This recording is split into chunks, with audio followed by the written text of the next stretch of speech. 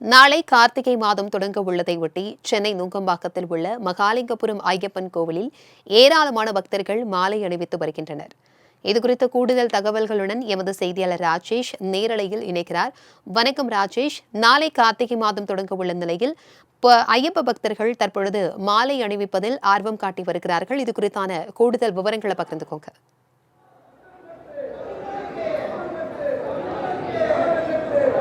வணக்கம் பிரபாவதி. ஐயப்ப பக்தர்களுக்கு உகந்த மாதமாக கார்த்திகை, தை, மார்கழி உள்ளிட்ட மாதங்கள் பார்க்கப்படுகிறது.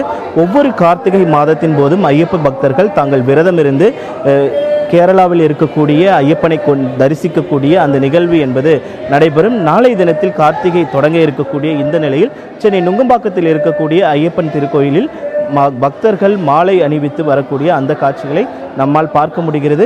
ஐயப்ப பக்தர்களை பொறுத்த வரைக்குமே ஒரு மண்டலம் என கூறப்படுகின்ற அந்த 41 நாட்கள் விரதம் இருந்து ஐயப்பனை தரிசித்தால் தாங்கள் நினைத்த காரியங்கள் நிறைவேறும் என்பது ஐதீகமாக பார்க்கப்படுகிறது. அந்த வகையில்தான் தற்பொழுது இங்கு பக்தர்கள் மாலை அணிவிக்கக்கூடிய அந்த நிகழ்வு என்பது நடைபெறுகிறது. ஒரு சில பக்தர்கள் தற்பொழுதே இருமுடியெல்லாம் கட்டி ஏற்கனவே முன்பே மாலை அணிவித்து இந்த கார்த்திகை 1ஆம் தேதி ஐயப்பனை தரிசிக்க வேண்டும் என்பதற்காக அன்றைக்கு தான் அந்த மண்டல பூஜைகள் நடைபெறும் என்பதற்காக அன்றைய தினத்திலேயே ஐயப்பனை தரிசிக்க வேண்டும் என்பதற்காக தற்பொழுதே இந்த இருமுடிகள் எல்லாம் கட்டிக்கொண்டு செல்லக்கூடிய அந்த காட்சிகளும் அந்த நிகழ்வுகளும் இங்கு அரங்கேறி வரக்கூடிய அந்த காட்சிகளை நம்மால் பார்க்க முடிகிறது.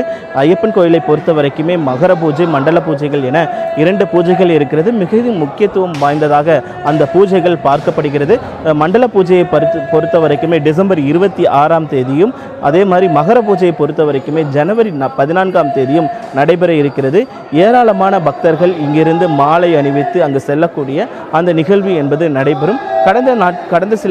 கடந்த வருடங்களில் ஐயப்ப பக்தர்கள் அதிகப்படியாக சென்றதால் அங்கு சில பரபரப்பான அசம்பாவிதமான ஒரு சூழ்நிலைகள்லாம் ஏற்பட்டது. ஆனால் தற்பொழுது அந்த சூழல் ஏற்படாத வகையில் அங்கு தேவஸ்தான போர்டு தற்பொழுது அதற்கான நடவடிக்கைகளை மேற்கொண்டிருப்பதாக நமக்கு தகவல் கிடைத்திருக்கிறது.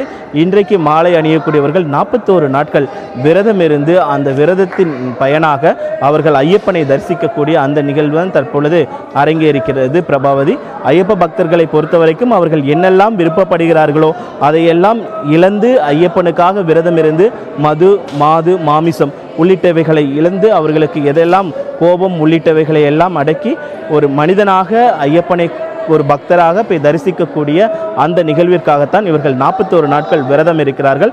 அந்த விரதம் என்பது இன்றையிலிருந்து தொடங்க இருக்கிறது.